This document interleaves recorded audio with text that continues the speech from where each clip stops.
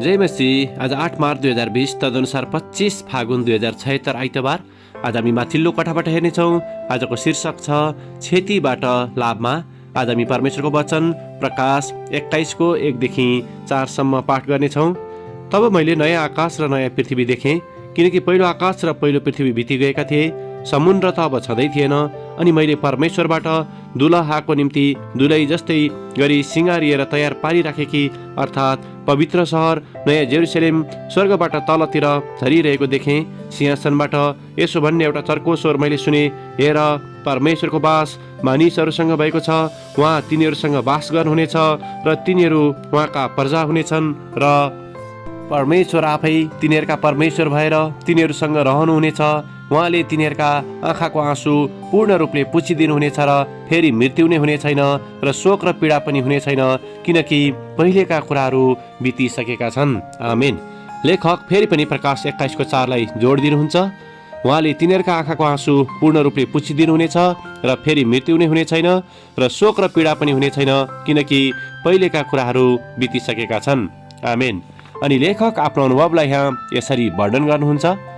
विगतका 2 वर्ष हाम्रो परिवारले निकै दुःख र क्षतिका क्षणहरूद्वारा गुज्रनु पर्यो, किनभने त्यो समयबीच मेरो बुवा बित्नु भएको थियो र मैले आफ्नी आमालाई वृद्धहरूको सहारा केन्द्रमा सार्नु पर्यो। साथै उहाँहरूको घरलाई पनि बेच्नु पर्ने अवस्था आयो।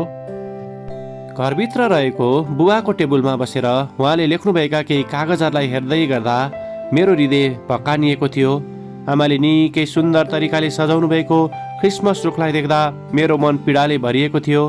त्यसको केही हप्ताभित्र हाम्रो जीवनभरिका सबै सम्झनाहरू बाकसहरूभित्र राखिए, कुनै सञ्चित गरिए र कुनै बेचिए।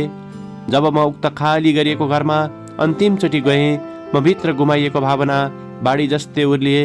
यद्यपि ती खाली कोठाहरूबाट येशूले दिनुभएको एउटा मिठो निश्चितताको मैले सम्झना गर्न सकेँ।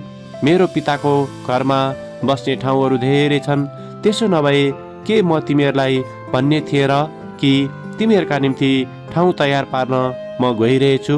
यूहन्ना 14:2। यो वचनको सम्झना आएसँगै मेरो हृदयको बोझ हलुका भएको मैले महसुस गरेँ र मेरो अनन्तको स्वर्गीय घरको निम्ति परमेश्वरलाई धन्यवाद चढाएँ।